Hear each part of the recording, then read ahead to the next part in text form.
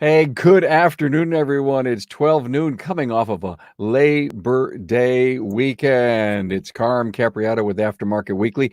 And like all the podcast shows, it is the service aftermarket's best kept secret to personal networking. So glad you are here. We got a great show. We have a totally great show planned for you.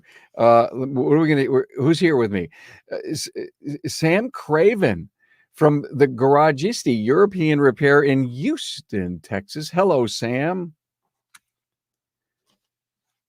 Oh, looks like I managed to mute myself there. How's it Yeah, going, Carm? good, Sam. Good to have you. We did a tour of Sam's shop back in week number 58, Aftermarket Weekly number 58.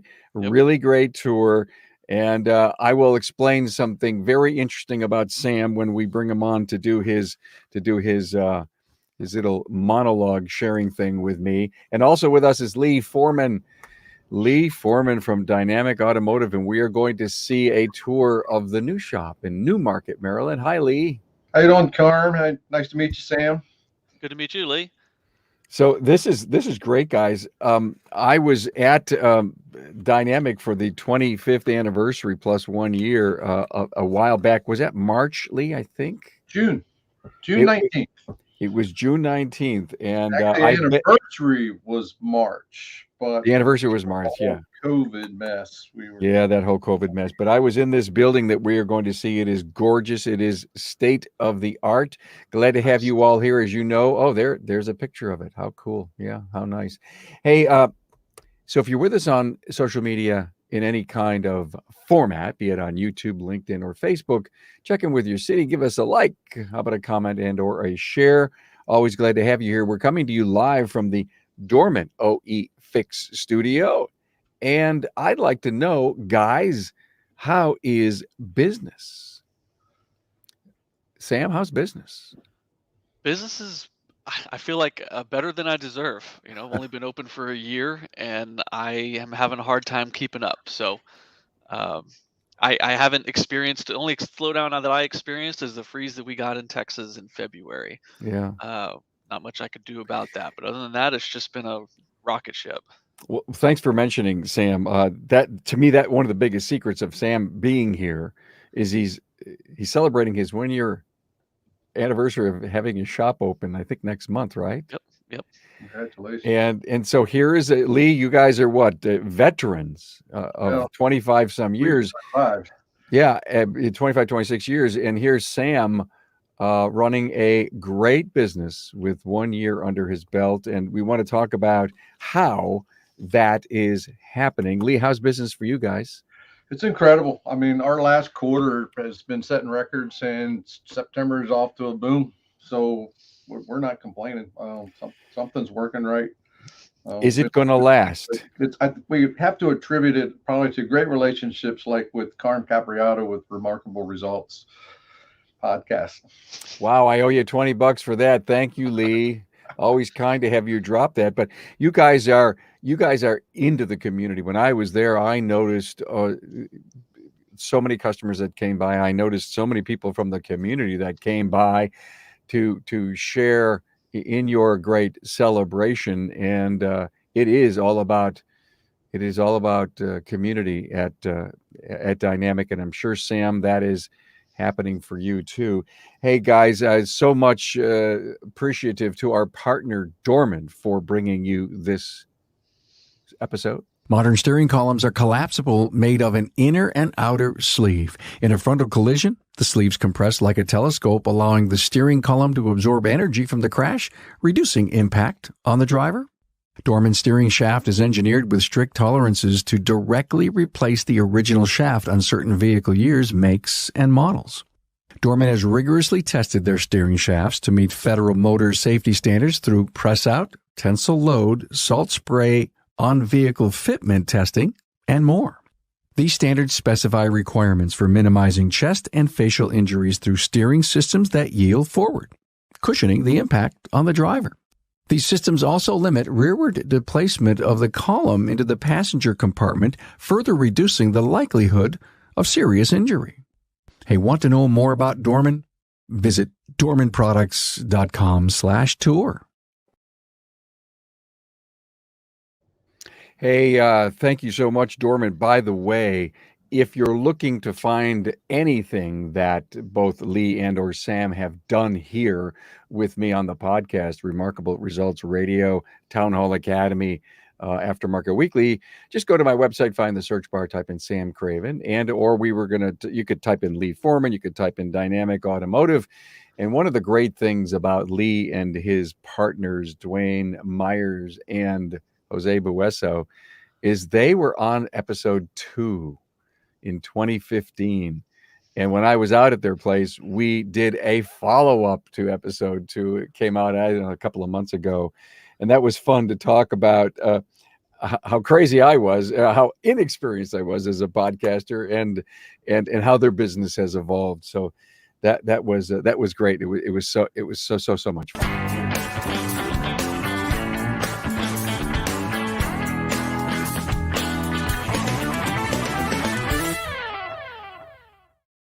So what's hot? Leadership Series Part 5 with Mike Davidson. That is the final part in the series that we put out, and it came out today. Great episode. Go to my website, type in the resources page, look at any of the collections, and you'll see all 5 of those right in a row. Excellent series with Mike. He's a shop owner and a John Maxwell certified teacher and coach. We also had Dave Giles on from All EV Canada. That was a cool episode. Here's a business model. That's all they do is electric vehicles, repair them and sell used ones. And also the Town Hall Academy from 2 weeks ago came out this past Thursday. And look at who I had on: Greg Buckley, John Manilas, Gene Murrill, and Donnie Hudson. And man, they just nailed it. I mean, we just had an open forum. What do you want to talk about? What's trending? And you'll learn so much from that. So look, it's time to talk to Sam. Sam, the thing, I just love the fact that he's willing to come on and share. He's a new shop owner. He's got a really cool shop. It's a beautiful shop out in Houston. But, you know, he said to me, well, what am I going to talk about? And I said, well, what do you do so well? And he says, well, it's culture, baby. And you know, I've heard the quote before, culture trumps strategy, right, Sam? Yeah, and I agree with that, with a caveat, right? Like I think if and we talked about this, and I'll tell the world the same thing I told you is like I've owned a shop for barely a year now, and to call myself an expert, I feel like is an overstatement by quite a bit. But there are a number of things that I look to do in any business that I'm in, that I think ensure the success of the business. And one is culture, the type of environment that you create for your people. If you're creating a good environment, then they'll have a higher opportunity to create good work and take very good care of your customers, which leads me to the second one, which is customer service. If we do not serve our customers exceptionally well, then they're not going to tell other people about us. And that's what I'm learning is our biggest fuel for growth is just word of mouth. And then one thing that I think kind of sprinkle over the top of both of those is knowing the numbers of your business, knowing the KPIs, your profitability, and focusing on stuff like that. I've learned the hard way that profitability in the business is what fuels. That's the fuel for your growth. That's the fuel of providing a good, frankly, a good culture. Some businesses that I've been in and consulted with in the past, they don't make enough money to do the right thing for the customer or their employee a lot of times, and it's because they haven't focused on the profitability, on the numbers, and making sure you're hitting the KPIs. So like those are the three things that I focus on, take the majority of my brain power every day when I'm not talking to customers and things like that. So yeah. You know, Sam, it's amazing to have a young person in our industry, and Lee chime in anytime, and have him realize that the profitability of the company is critical. I mean, it doesn't seem like Sam came in and he's got a hobby going on. It looks like it's really a legitimate career. It's a business that he knows if he doesn't lead and or manage it, it's going to get away from him. And so many of us in our industry loved to fix cars, fix things. Okay. And Sam, you weren't at tech. I wasn't a tech, but I do love to work on cars. I am But not skilled by any stretch, as my technicians will happily tell me, at working on cars. But uh, I do love cars. I spent my whole Labor Day weekend racing. But my hobby, my joy is business, not just cars. I had a business totally unrelated to cars before this one, and that's the one that I learned everything that I know now the hard way. I learned about profitability. I learned about culture. I learned all this stuff the hard way. I learned it the way that seems to be the only way I know how to learn stuff, which is just do it wrong a lot. Uh, so when I came into this business, I love cars, I love customer service, but I went into it and the first thing I did was build a model of the business in the spreadsheet and said, okay, so I know nothing about the business, so I built the model to try to figure out, okay, what's the most important drivers of profitability in the business, and then that's what I really focused my attention on. Uh, when I decided to start it, and then I hired a coach before I even opened the business. I hired a coach to help me and had them, um, guide me on, okay, this is my hypothesis of what I think is the most important part of running this business. What's right? What's wrong? What should I be giving more attention to? What should I be giving less attention to? It's amazing, Sam, that you decided to hire a coach before you opened the business. And we have got people. And again, here's the reason I do what I do in podcasting to the service aftermarket. There are so many people that I call sitting on the sidelines, Sam. They run great business. They run good businesses. They're probably break even businesses. And there's so much swirling around things that have to be done. Digital vehicle inspections, cloud-based shop management software, and they haven't made those moves. And they're saying, listen, I'm going to sell my business. I'm going to get out. I'm going to retire. I'm just kind of going steady every day. It's a place for me to go and not have to. And here is Sam saying, wait a minute, I've got to have a coach. I've got to have profitability. And that's one of the reasons I wanted to have you on. If anything, we could shake the tree of so many people that are that far away from greatness, Yeah. but they need help and they need to get out of their own way. Yeah, and it's something that as I've been interacting with more shop owners, it's frankly it's the same thing all business owners suffer from. It's they've become very good at roofing, so they start a roofing company. They become very good at sales, so they start a sales company. It's the same problem. No one has taught us how to be a business owner. We've just become we've excelled at our craft, and we think that that's going to translate into starting a business. And very few people are able to take that craft and turn it into being good at whatever that craft is and turn it into being very good at running a business. Because a lot of senses they're interconnected, but they're two very different things. Yeah.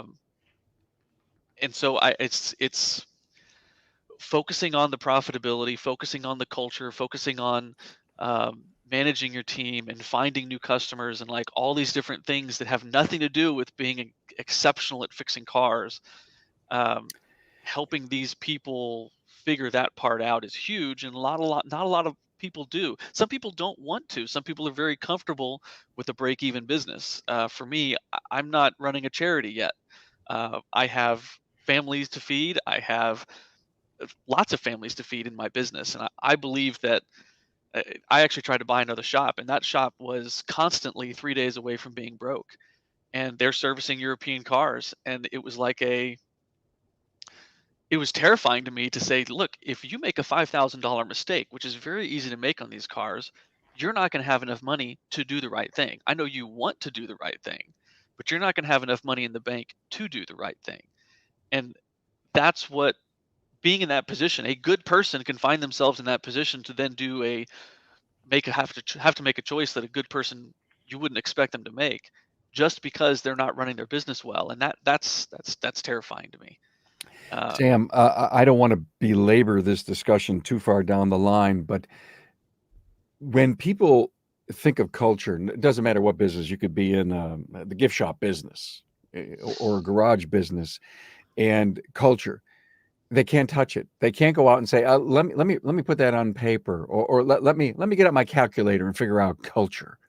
Yeah. It doesn't happen. It's kind of it's vapor to many people, but getting culture down, the mission, vision, and values are so critical, which helps guide the purpose and the why of the business. And I we've done a lot of shows on culture. So when people say, "Wow, it looks like Sam's really rocking, and he's doing it by having, culture as his foundation," how do I get there? And I'm not asking for a lesson on culture right now at all, Yeah. but it's what we do, it's what we believe in, and it's who we are. And just go to my website, type in culture in the search bar, and start listening to some of these episodes. So thank you for basically proving, based on your just under a year in business, how important culture is, and was to you to get started. Yeah, it was huge, and frankly, in a ways it's a moving target. And when I started my first business, and I realized, oh crap, I need to be a leader. I need to create a culture. I need to. This isn't just about making money. I'm serving client. Like, it becomes your mind just explodes with the opportunity, and then the weight of everything that you have to carry with you. Yeah. It's huge. I wound up actually hiring a coach at that time too to help me just grasp like what it meant to be a leader and how to build a culture, because it's huge. And honestly, it's something you start off small. It's not something you just decide to snap your fingers on and say, you know what, I'm going to focus on my culture. You just start making small changes within yourself and the team, and hopefully within 6 months to a year, because sometimes it takes that long, you find yourself that you've built a culture purposefully. Everyone has a company culture. Not everyone has built it purposefully. And not all those cultures are great, which is why a lot of people leave, Right. because that you think you have a culture, but it's not solid. Hey, Sam, thank you so much. The Garagey Steve Yep. from Houston, Texas. Glad you have great words of wisdom. Hang around and watch Yeah. this great video coming up from Lee. Hey, everyone, this Friday's Town Hall Academy. I don't know who doesn't know Chris Chesney, but Chris just retired. Oh, and we're going to have Chris on the Town Hall Academy with 3 shop owners, and we're going to have a virtual Q&A. I've never done anything like this, as I'm always looking to stretch the bounds of the things that we do and how we make it so that you could be a fly on the wall and do personal networking right here. So we're getting ready for that tour from Lee.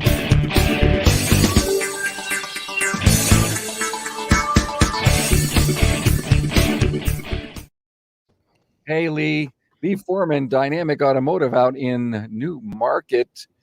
Can't wait to see this great tour, Lee. Are you ready? Sure, Carn, let's do it. So, I mean, this is the entrance coming into the shop that you see from the side road.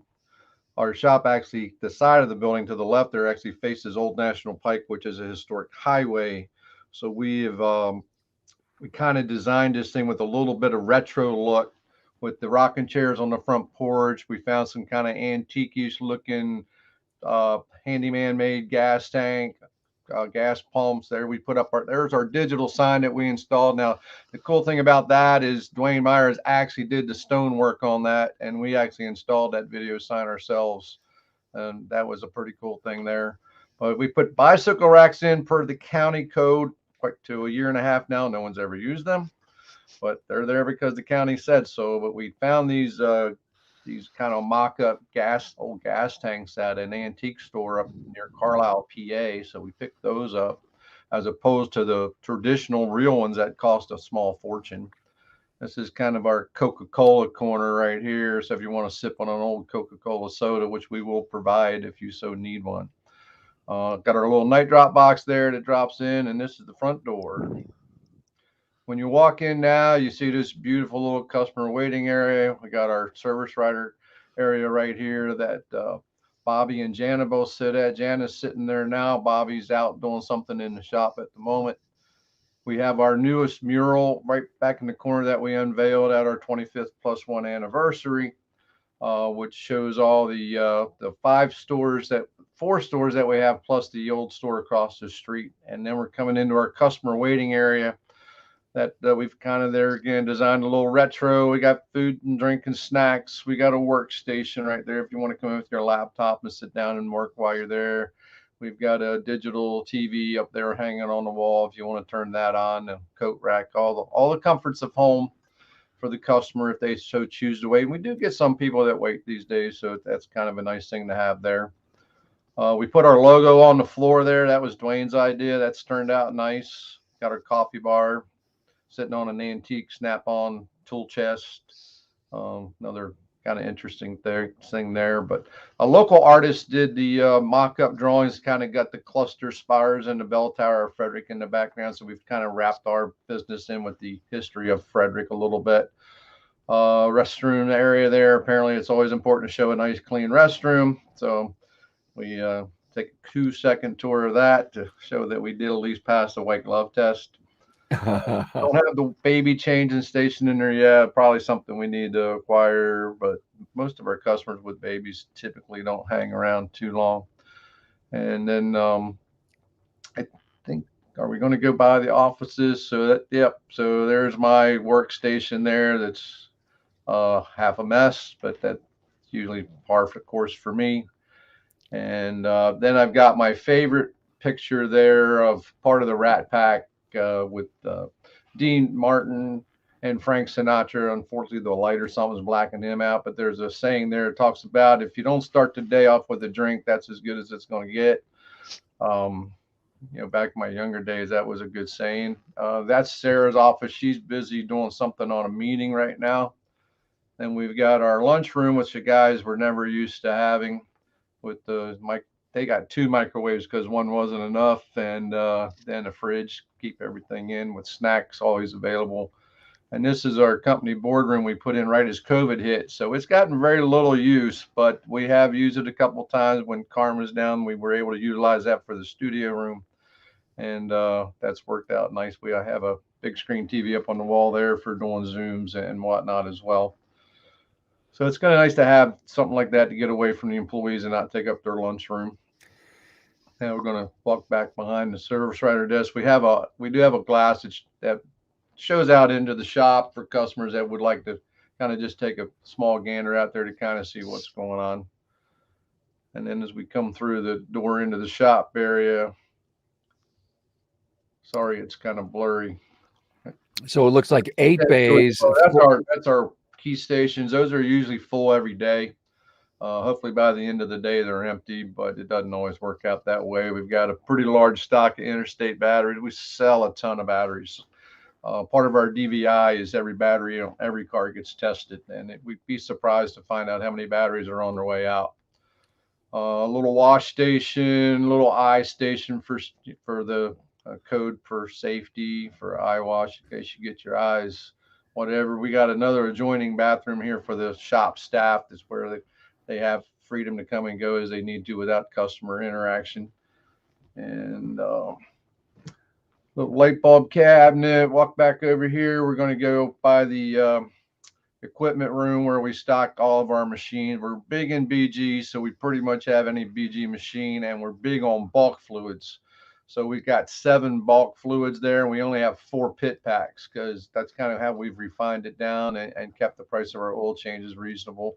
We only stock oil filters, wiper blades, light bulbs, fuses, a couple extra fluids for drivetrains and stuff like that. Everything else, we let the auto parts stores do their job. 55-gallon drums there, got the transmission fluid in. And that's our man door through the door because the county required us to have an exit door on that side of the shop. And the easiest way to do that without creating a wheel was just put a man door through the shop door. It actually works pretty good. That's Jeff, one of our top techs, working on a car there. There's our, I don't know if that's our 1234 machine or if that's our 134 AC machine. But we got 4 bays on each side with doors on both sides. There's our Galp 15. I think that's 1540. It might be the European 540. In there, we use Galp product for that. That's Kenny. He's fairly new to us, but it's been a great add-on. Bench grinder. We've got our Hunter The newest, latest, greatest hunter machine with a 14,000-pound extended front end machine, front end lift for lifting the bigger, heavier trucks. But that hunter machine is just phenomenal. That's our new AC unit we just had installed that they haven't got my ductwork finished on yet, but it definitely helped bringing the temperature down for the guys. And then we heat it in the winter with that waste oil up there. That thing does a phenomenal job. So we're fueling all our heat in the wintertime out of our waste oil, which the waste oil tank's right to the left of this picture in that big red tank. And then that's our tire area. We're doing about 15-20% sales in tires now that we've moved over to the new store. So we've upgraded to that latest Hunter tire machine. We had an upgraded Coates balancer. And so we do our tires come in there. This is our parts intake area where the parts come in on that back shelving unit there. And then they get broke up into the 4 shelves on the right for our technicians. So when they get pull a ticket or a job, their parts are already segregated and they don't have to go digging through the intake parts. There's our wiper blade assortment that we carry. The old Amco brake blade, which gets, the only time we really seem to use that anymore is if you buy a new drum, they're never true. So the guys always machine a new drum. It's just the habit they got into. Strut compressors. This is Ricky. He's our apprentice that just graduated the registered apprenticeship with the state of Maryland after 3 years of going to night school for 4 nights a week. For the last 3 years, he just graduated by the state. He was the first apprentice in the state of any apprenticeship when they started apprenticeship programs about 4 years ago, 5 years ago. He's first apprentice in any category to actually graduate that program from the junior to the registered and graduate college. So that was pretty phenomenal. The Department of Labor was actually out at our anniversary party to give him a certificate. That's Garrett's work diagnostic station. This guy's got his own picoscope. He's got this knockout lab scope. And that's Garrett right there. He's our shop foreman. He started with us in the quick lube at 16. He's now 27 and is probably, I'd have to say, our best technician in the whole company. And that's me, Dwayne, Jose put together because we were all master mechanics. This young man is just phenomenal. Just more bay space, necessary evils. This is our back parking lot where most of the guys where they're working on the cars, they park them over on this side. That's the new air conditioner unit. The end of the building there with the compressors over there. We moved them outside and put a little lean-to over them. So we got dual compressors now because the first compressor went down in the first 6 months. We had it repaired and installed a second one. Now we have alternating compressors.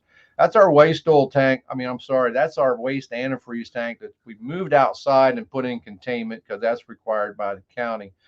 But the interesting thing about that is years ago, a plumbing friend of mine helped us design this little pump. So we got a sump pump down in that tank. So the guys dumped their waste antifreeze in there and it pumps it right into the tank. It's clean, it's simple, it's quiet, and it stores it outside out of the way. But he developed that for our Libertytown location. So we kind of carried on that tradition there. Back in the back, there's a 2-car garage that was part of the original site. But then this is a picture of the front of the building again. And that's it. That antifreeze sump is a cool idea, Sam. It works great. It's seamless. It's they don't break. They work forever. Just use an actual sump pump like you put in a basement and float driven, and it works great. Yeah, that was pretty cool. Yeah, Beautiful shop, man.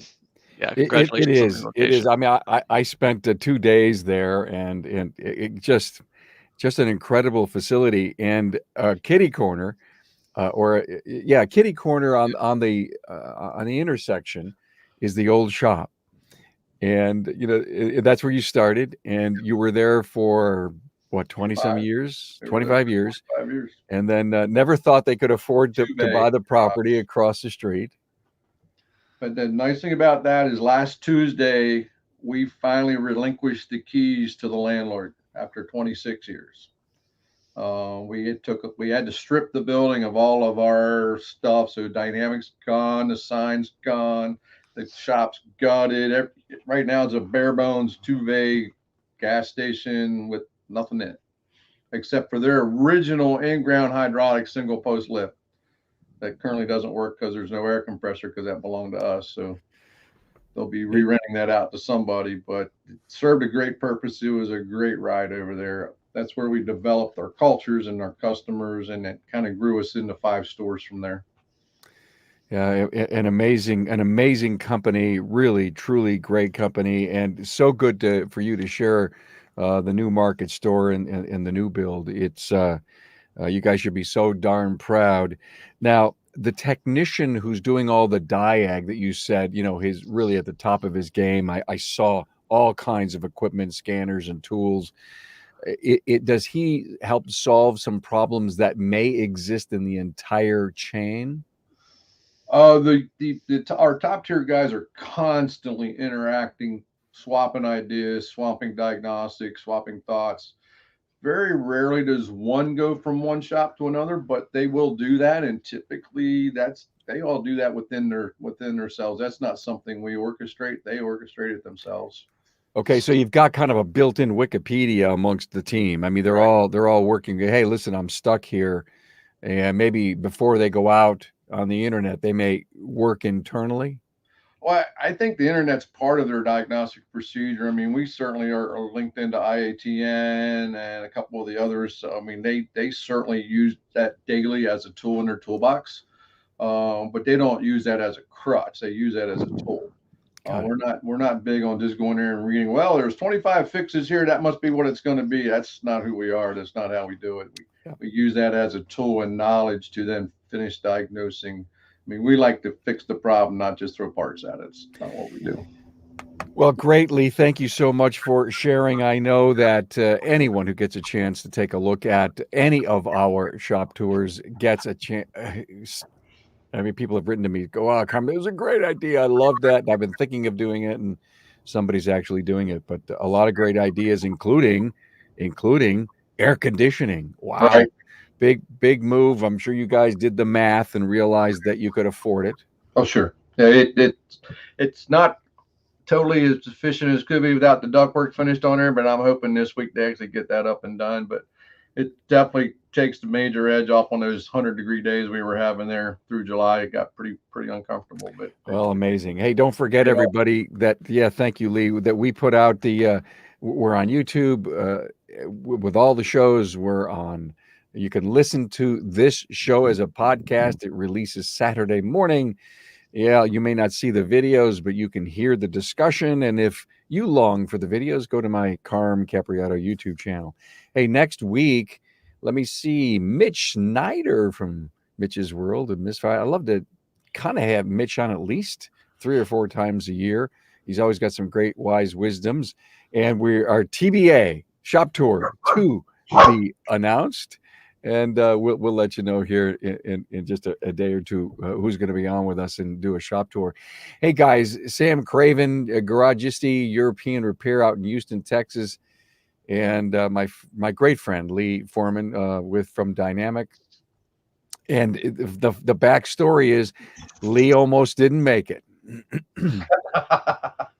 Right. Lee showed up just in time, and actually so did Sam. which keeps me always on the edge of my seat. That's what sometimes when I love about what live is all about. But great to have you, if you hung out with social media for us, and we'll all see you next week. Thanks. Thanks, Carm. Nice meeting you, Sam. Appreciate it, guys.